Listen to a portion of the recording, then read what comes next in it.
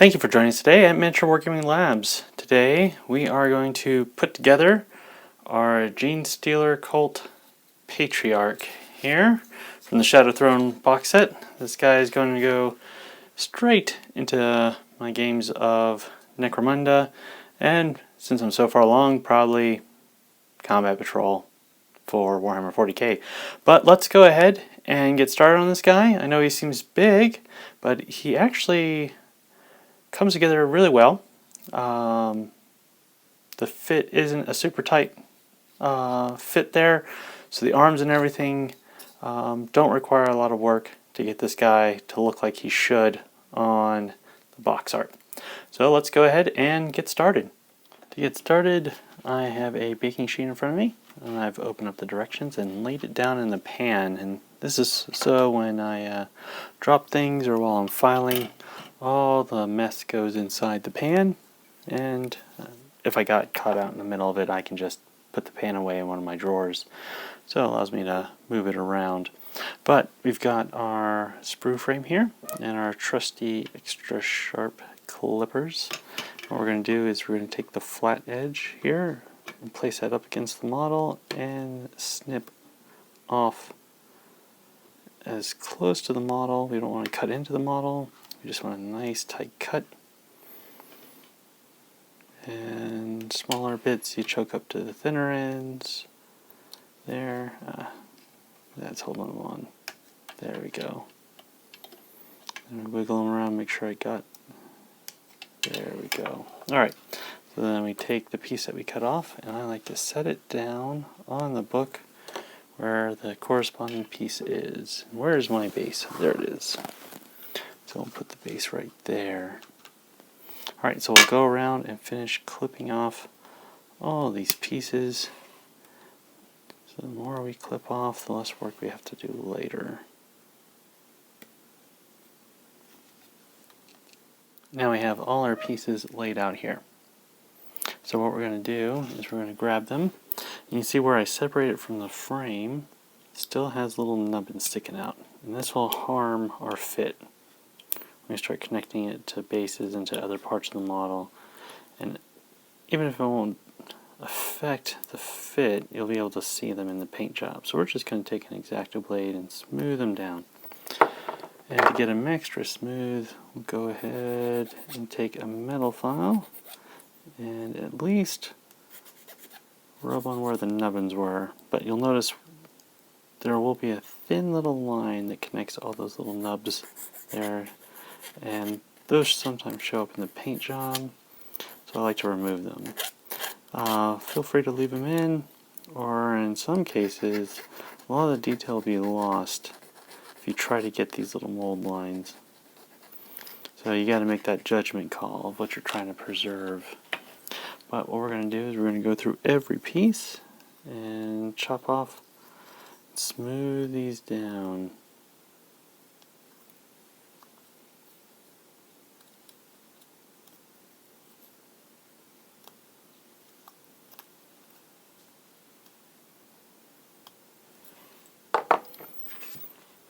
Just like that. Not many pieces, some of them are bigger than usual. We'll slowly start making our way through this stack. See, this is an example right here. There's kind of a corrugated piece.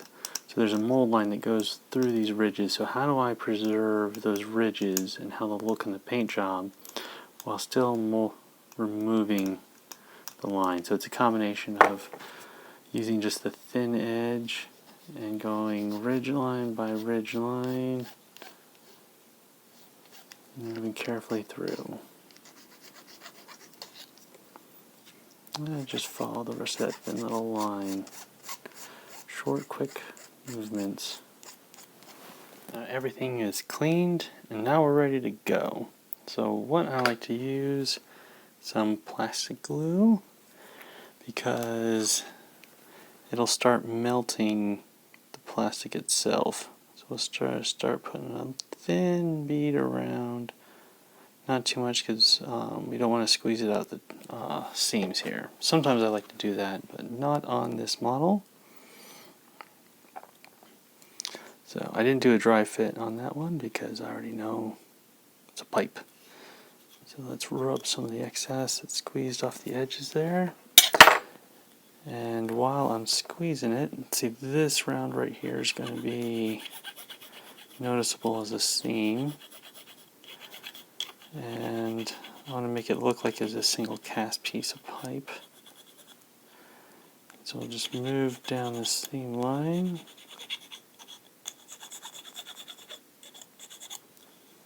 Let's see. You got this pipe right here. So this is something that bothers me when these seam lines come together. It doesn't look like a smooth piece of pipe, but we'll run it. Yep! Alright, now we got that guy together. So stick in there. Actually, we'll go ahead. Kept this up too soon. So thin bead around.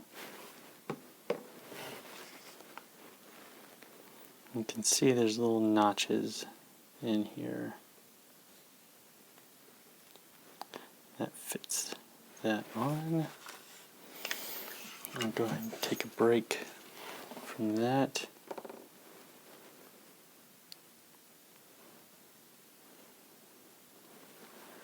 And then, you know what, for this one I want to dry fit it. I want to get a sense of how this is going to go on before I get it all melty.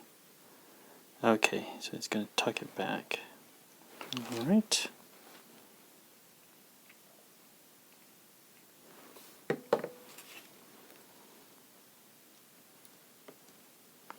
Dry fitting is always a good idea, even if you think you know how a model's going to go. And so this is another thing I like about plastic though, is I just put that on and it's already sticking. It's not solid, so I can't bump it, but it'll start curing and hold into place while I go about and start attaching the other pieces.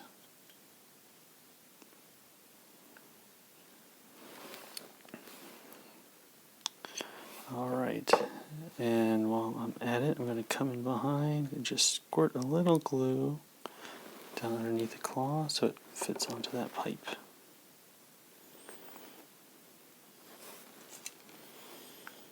Now we can start attaching the arms.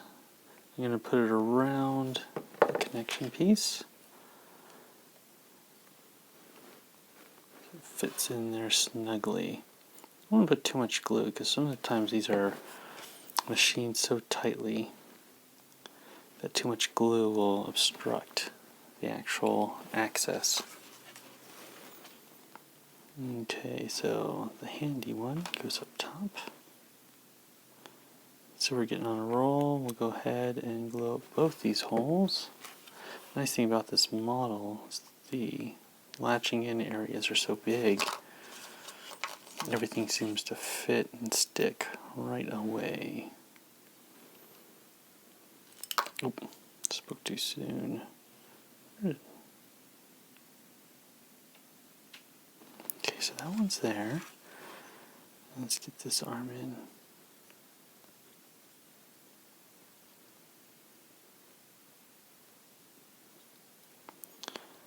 Okay, I got cocky. Okay, that one in. See, now the little prongs from his arm are actually sticking into my thumb.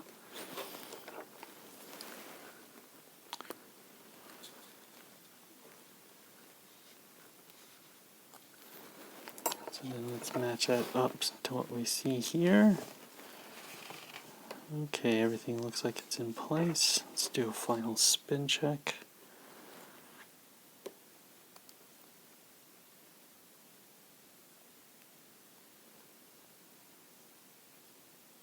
Okay, thing looks good. Now I'm going to save. I like to point the base at me and then sight the model. Get a sense of trying to keep most of the model within the circle just for packing purposes when I put them in their foam cases.